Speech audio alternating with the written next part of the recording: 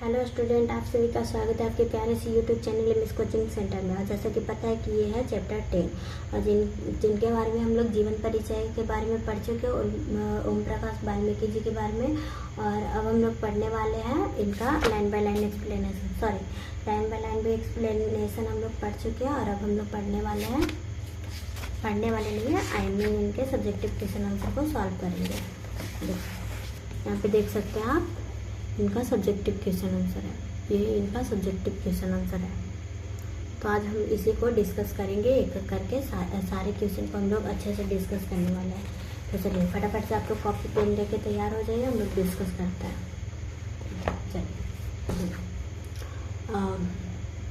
चलिए ये है हमारा चैप्टर नंबर 10 और जिसका नाम है जूठन, और इनके लेखक है ओम प्रकाश वाल्मीकि जी, जो कि हिंदी है। चलिए पहला क्वेश्चन, विद्यालय में लेखक के साथ कैसी घटनाएं घटती है। और जिन्होंने भी पिछले वीडियो को नहीं देखा होगा वो पहले वीडियो देख लो, उसके बाद ही क्वेश्चन आंसर बनाए, अच्छे से बनेगा। विद्यालय में क्या देखे थे, लेखक के साथ कैसी घटना हुई थी। तो इन्हें नीच वर्ग जाति होने के कारण इन्हें शीशम के पेड़ से बोला था कि जाओ झाड़ू तोड़ के और पूरे स्कूल को चमका दो शीशे की तरह। ये जो उसका दुर्व्यवहार किया गया था लेखक के साथ। तो देखिए इसको ऐसे लिखेंगे, जूठन शीर्षक आत्मकथा के कथाकार ओम प्रकाश के साथ विद्यालय में लेखक के साथ बड़ी ही दारुण घटनाएं घटती है। विद्यालय के प्रवेश के प्रथम ही दिन हेडमास्टर बड़े बेदब आवाज में लेखक से उनका नाम पूछता है, फिर उनकी जाति का नाम लेकर तिरस्कृत करता है। हेडमास्टर लेखक को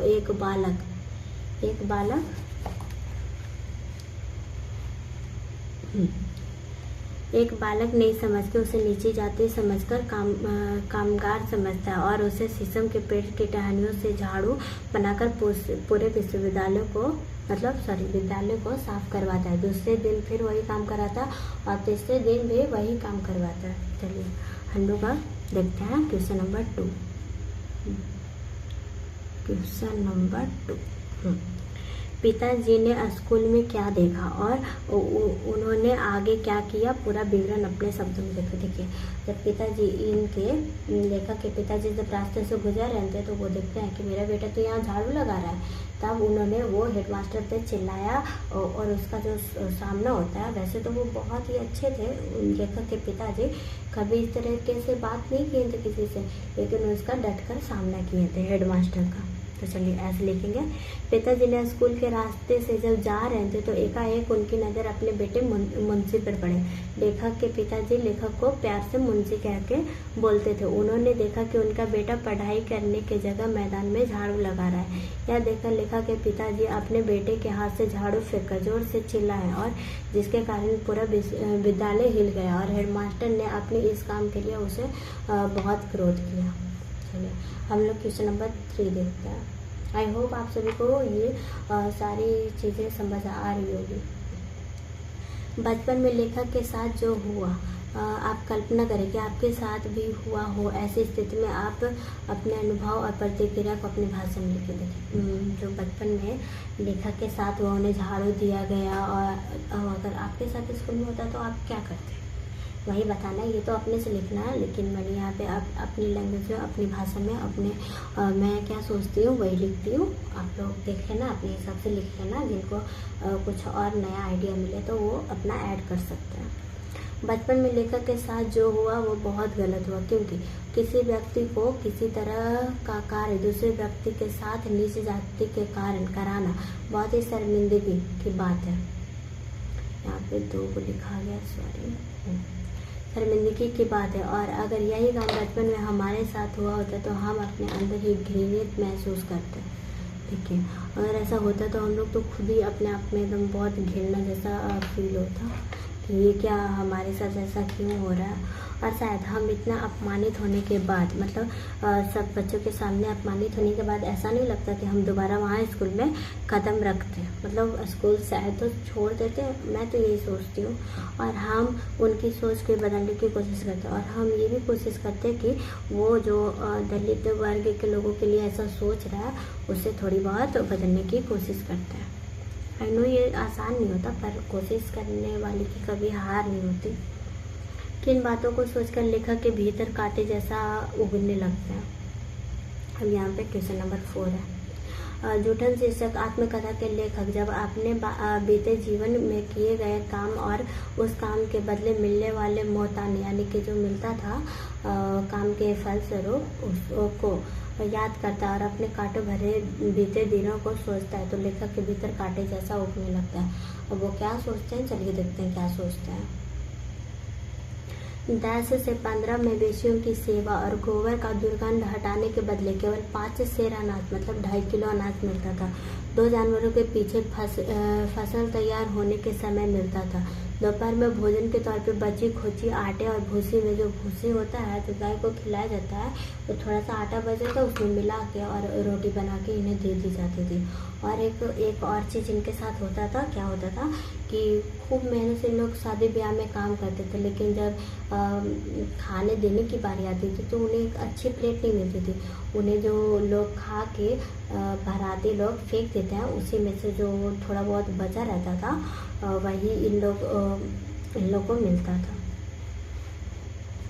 चलिए, दिन रात मार खप कर भी हमारे पसीने की कीमत मात्र जूठन, फिर भी किसी को शिकायत नहीं, कोई शर्मिंदगी नहीं, कोई पश्चाताप नहीं। ऐसा क्यों, सोची और लिखी। मतलब इन लोग इतना मेहनत करते थे और लास्ट में मिलता क्या था, जूठन। वो भी इन लोगों को बहुत सुनाया जाता था जूठन के लिए भी कि तुमने जूठन ले लिया, ये वो बहुत सुनाया जाता था, लेकिन फिर भी इन्हें शर्मिंदगी क्यों नहीं महसूस होती थी, वही यहाँ पे बात की गई है। तो देखिए उत्तर है, जूठन शीर्षक आत्मकथा के माध्यम से लेखक ने अपने बचपन के स्मरण और एवं परिवार की गरीबी का वर्णन करते हुए इस बात को सिद्ध करने का प्रयास किया है कि जब समान की चेतना मर जाती है, अमीरी और गरीबी का अंतर इतना बड़ा हो जाता है कि गरीबी को जूठन भी नसीब नहीं हो। इतना अंतर हो जाता है अमीर और गरीब के बीच कि अमीर लोग जो है वो गरीब को अपना जूठन भी देना स्वीकार नहीं करते। कुरीतियों के कारण अमीरों ने ऐसा बना लिया कि गरीबों को गरीब कभी न जाए और अमीरों की अमीरी बनी रहे। मतलब जो गरीब है उसकी गरीबी कभी नहीं जाए, वो चाहते हैं कि हमेशा गरीब ही रहे, और जो अमीर है उसकी अमीरी वैसे ही बनी रहे जैसे अभी है। यही नहीं, इस क्रूर समाज में काम के बदले जूठन तो नसीब हो जाती है, परंतु श्रम का कोई मोल नहीं दिया जाता।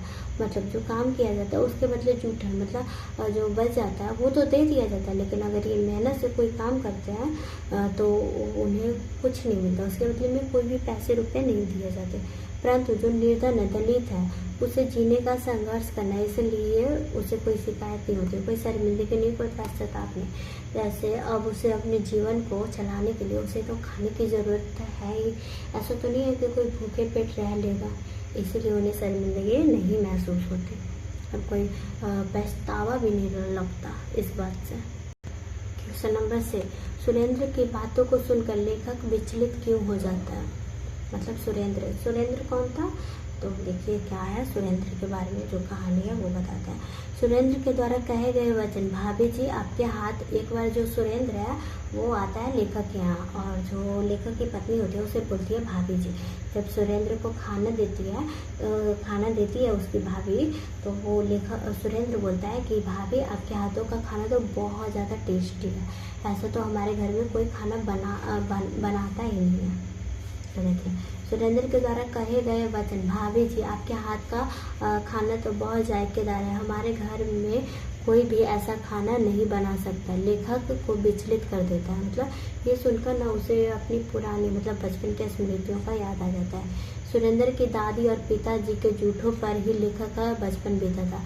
जो थे ना सुरेंद्र की दादी और पिताजी, वो जो जूठा छोड़ देते थे वही इन्हें मिलता था लेखक को, और उसी से इनका बचपन बीता था, मतलब बचपन में पेट भरा जाता था। उन जूठों की कीमत थी दिन भर की हाड़ तोड़ मेहनत और बना देने वाली गोबर की दुर्गंध, ऊपर से गालियाँ और धिक्कार। देखिए ये जो जूठा देती थी वो भी ऐसे नहीं फ्री में नहीं देती थी, इसके लिए दिन भर मेहनत करना पड़ता था। जो गोबर होती है गायों की, जो गोबर देती है उसे साफ करना पड़ता था, ऊपर से गालियाँ भी नहीं मिलती थी इस जूठन के लिए। चलिए सुरेंद्र की बड़ी बुआ की शादी में हार तोड़ मेहनत करने के बावजूद, मतलब सुरेंद्र की जो बड़ी बुआ की शादी हो रही थी उस समय इन लेखक ने, उसकी मम्मी ने, सब ने बहुत मेहनत की। बावजूद सुरेंद्र की दादी जी ने उसकी माँ के द्वारा एक पत्तल मांगे जाने पर कितना धिक्कारा था। मतलब जब लेखक के जो माँ है वो उससे पत्तल मांगते हैं कि माँ जी सब लोग तो खाना खा के चले गए, एक पत्तल हमें भी दे दीजिए। मतलब वो शुद्ध पत्तल को मांगती है तो उसकी औकात को दिखा देती है। मतलब उसकी दादी बोलती है कि यह सब लेखक की स्मृति हो। मतलब उसकी दादी क्या बोलती है कि ये सब जूठन जो ले जा रही हो फ्री का आता है क्या, ऐसे बोल के उसे, मतलब उसे नीची जाति का उसी समय अनुभव करा दिया जाता है।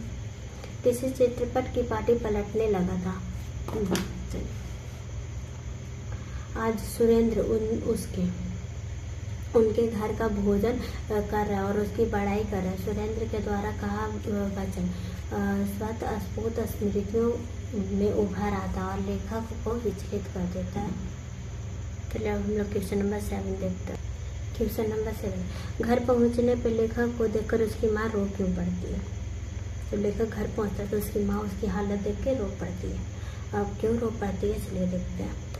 जूठन शीर्षक आत्मकथा में लेखक ने एक ऐसे प्रसंग का भी वर्णन किया है जो नहीं चाहते हुए भी उसे करना पड़ा, क्योंकि लेखक की मां ने लेखक को उसके चाचा के साथ एक बैल की खाल उतारने में सहयोग के लिए पहली बार भेजा था। उसके चाचा लेखक ने छुरी हाथ में देकर बैल की खाल उतारने में सहयोग लेता है, साथ ही बोझा भी आधे रास्ते में उसके सर पर दे देता है।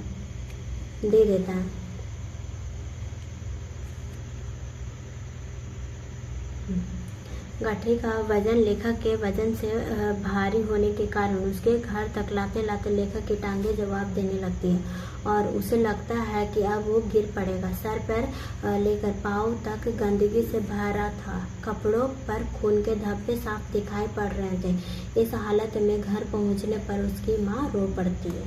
ये देख के हालत अपने बच्चे की उसकी माँ रो पड़ती है। अब क्वेश्चन नंबर 8, व्याख्या करें। कितने क्रूर समाज में हैं हम, जहाँ श्रम का कोई मोल नहीं है बल्कि निर्धनता को बरकरार रखने का षड्यंत्र ही यह सब। प्रस्तुत गद्यांश प्रसिद्ध दलित आंदोलन के नामवर लेखक ओम प्रकाश वाल्मीकि रचित जूठन शीर्षक से लिया गया प्रस्तुत गद्यांश के माध्यम से। जब व्याख्या करने के लिए आएगा तो पहले ये लिखना पड़ता है कि कौन से लेखक तथा कौन से शीर्षक से ये पंक्ति को लिया गया, उसके बाद ही हम अपनी बातें को शुरू कर सकते हैं। तो इस माध्यम से क्या कहते हैं चलिए देखते हैं। लेखक ने समाज के विधोपताओं में कटाक्ष किया है। लेखक के परिवार द्वारा श्रम साध्य कर्म किए जाने के बावजूद 2 वक्त की रोटी भी नसीब न होती थी। रोटी की बात कौन कहे, जूठन भी नसीब होना भी मुश्किल न था, मतलब मुश्किल था। विद्यालय के हेडमास्टर चूहड़ के बेटे को विद्यालय में पढ़ाना नहीं चाहता था, उसका खानदानी काम ही उसके लिए है। चूहड़ का बेटा लेखक, इसलिए पतलों के जूठन भी उसका निवाला है।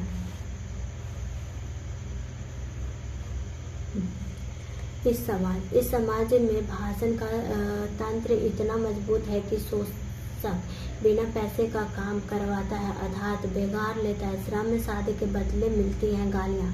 लेखक अपनी आत्मकथा में समाज की क्रूरता को दिखलाता है कि लेखक के गांव में पशु मरता है तो उसे ले जाने का काम चूहड़ों का ही है। ये काम बिना मूल्य के, मतलब इसके बदले में कोई पैसे नहीं दिए जाते थे। यह तंत्र का चक्र है जिनमें निर्धनता को बरकरार रखा जाए। अब क्वेश्चन नंबर 9 देखते हैं। लेखक की भाभी क्या कहती है, इसका उनके कथन का क्या महत्व बताइए।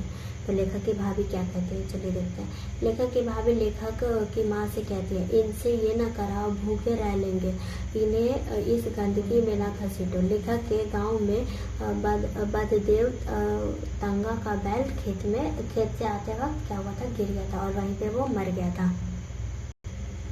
लौटते वक्त रास्ते में मर गया।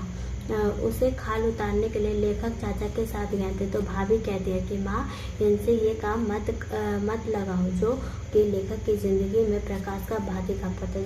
जब लेखक की भाभी बोलती है कि इनसे ये काम मत कराओ, तब ऐसा लगता है कि प्रकाश आ गया उनके जीवन में।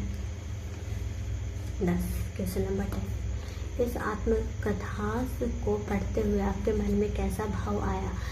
सबसे अधिक उत्तेजित करने वाला अंश कौन सा है? अपनी टिप्पणियाँ लिखिए। उत्तर, ओम प्रकाश वाल्मीकि का आत्मकथा जूठन में लेखक ने बचपन में जो घटनाएं स्कूल में घटी है, वो व्यक्ति मन को अधिक उद्वेलित करने वाली है। भय के कारण प्रतिभा दमित हो जाती है। हेडमास्टर कलीराम द्वारा बालक ओम प्रकाश से दिन भर झाड़ू लगवाना, उसकी जाति के बारे में यह कहना कि उसका यह खानदानी काम है। झाड़ू लगा के बोलता है उसका कलीराम कि यह तो तुम्हारा खानदानी काम है ना। काम है। एक शिक्षक द्वारा शर्मनाक घटना है। गुरु का कार्य शिक्षा के साथ संस्कार भी देना है, ना कि उसका वर्ण विच्छेदी करके उसका निम्न समझ के कार्य करवाना। चलिए, इसी के साथ इसका question answer, subjective question answer भी समाप्त हो चुका है। और अब हम लोग नेक्स्ट वीडियो में हम लोग चैप्टर 11 पढ़ने वाले हैं। 11 का लेखक परिचय पढ़ेंगे, उसके बाद लाइन बाय लाइन एक्सप्लेनेशन पढ़ेंगे, और उसके बाद हम लोग उनके सब्जेक्टिव क्वेश्चन आंसर पढ़ के ये चैप्टर भी समाप्त कर देंगे, चैप्टर नंबर 11। तो आज के लिए इतना ही, फिर मिलते हैं कल एक नई वीडियो के साथ। तब तक के लिए बाय बाय।